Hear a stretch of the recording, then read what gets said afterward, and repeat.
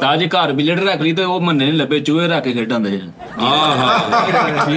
ਠੀਕ ਹੈ। ਇੱਧਰ ਵੇਖੋ ਬਿੱਲੀਆਂ ਦਾ ਚੈਪ ਲਾਇਆ ਹੁੰਦਾ ਸਰ। ਉਸਤਾਦ ਜੀ ਜੰਗਲ ਅੱਗੇ ਪਰਦਾ ਲਾਇਆ ਹੁੰਦਾ। ਹਾਂ ਪੂਰੇ ਜੰਗਲ ਅੱਗੇ ਕੂੜੇ ਤੇ ਬਿਸਤਰਾ ਕੀਤਾ ਹੁੰਦਾ ਸਰ।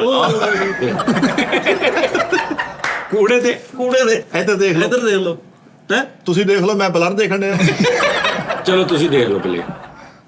ਪਾਰਕ ਦਾ ਗੇਟ ਖੁੱਲਾ ਹੁੰਦਾ, ਮੌਤ ਦਾ ਖੂਨ ਲੀਕ ਕਰ ਗਿਆ ਹੁੰਦਾ। ਇੱਧਰ ਉਸਤਾਦ ਜੀ ਗੁੱਸੇ 'ਚ ਬਾਬਾ ਸੁੱਤਾ ਹੁੰਦਾ। ਹਾਂ ਸੁਰਖੀ ਲਾ ਕੇ ਬਦਲਾ ਲੈਣ ਗਿਆ ਮੈਂ। ਇੱਕ ਟਾਰਜ਼ਨ ਨੂੰ ਕਹੀ ਜਾਵੇ ਓਏ ਹਯਾ ਕਰਿਆ ਕਰ, ਪੂਰੇ ਪਕੜੇ ਕੱਪੜੇ ਪੂਰੇ ਕੱਪੜੇ ਪਾ ਕੇ ਫਿਰਿਆ, ਪੂਰੇ ਪੱਤਿਆਂ ਵਾਲੀ ਕਮੀਜ਼ ਪਾਇਆ ਕਰ। ਉਸਤਾਦ ਜੀ ਪਿੰਡੋਂ ਬਰਾਤ ਆਵੇ ਨਾ, ਅੱਗੇ ਕਹਿੰਦਾ ਨਾ ਮਸਤ ਹੁੰਦਾ, ਜਿਹੜਾ ਮੂੰਹ ਟਪਟਾ ਕੇ ਜਾਂਦਾ ਠਾ ਠਾ।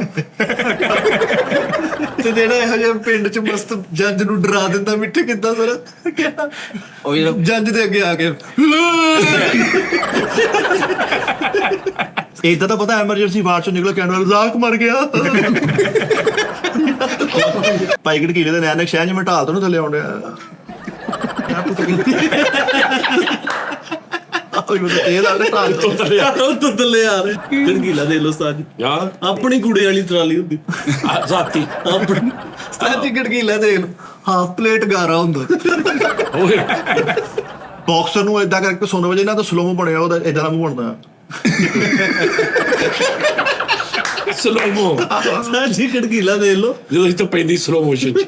ਮੈਂ ਵਰਗਾ ਬੰਦਾ ਸਾਜੀ ਆਪਣੇ ਤੇ ਲਾਨਤ ਪਾਉਂਦਾ। ਤੋਰ ਫਿਟੇ ਪੇ ਮੇਰੇ ਤੇ ਓਏ ਲਾਨਤ ਮੇਰੇ ਲੱਕੜ ਤੋਰ ਫਿਟੇ ਪੇ ਮੇਰੀ ਪਤਾ ਹੈ ਤੋਰ ਫਿਟੇ। ਅੱਛਾ ਕੀ ਕਿਹਾ ਜੀ? ਮੈਂ ਕਿਹਾ ਲੱਕੜ ਬੁਝਾ ਕੇ ਰੱਖੀ ਹੁੰਦੀ। ਉਹ ਜਿਹੜੀ ਕੁਕਾਰੀ ਦਾ ਆਹੋ ਯਾਰੋ ਆ ਵਾਲੀ ਗੇਮ ਨਹੀਂ ਉੱਚ ਗਿਆ, ਉਹਦੇ ਥੱਪੜ ਮਾਰ ਕੇ ਆਪ ਥੱਲੇ ਬਹਿ ਗਿਆ ਉਹਦੀ ਵਾਰੀ। ਉਹਨੇ ਫੇਰ ਠਾ ਕੇ ਮਾਰ ਕੇ ਉੱਠ ਤੇਰੀ। ਲੈ ਉੱਡ ਤੇਰੀ। ਉਸਤਾਦ ਜੀ ਭਾਈ ਗੜਗੀ ਲੈਣਾ, ਅੱਖਾਂ ਬੰਦ ਕਰਕੇ ਸ਼ੀਸ਼ੇ ਦੇ ਨਾਲ ਆਪਣੇ ਆਪ ਤੇ ਲਾਨਤ ਪਾਵੇ ਤੇ ਅੱਖਾਂ ਖੋਲ ਕੇ ਦੇਖੇ ਪਈ ਹੈ ਕਿ ਨਹੀਂ।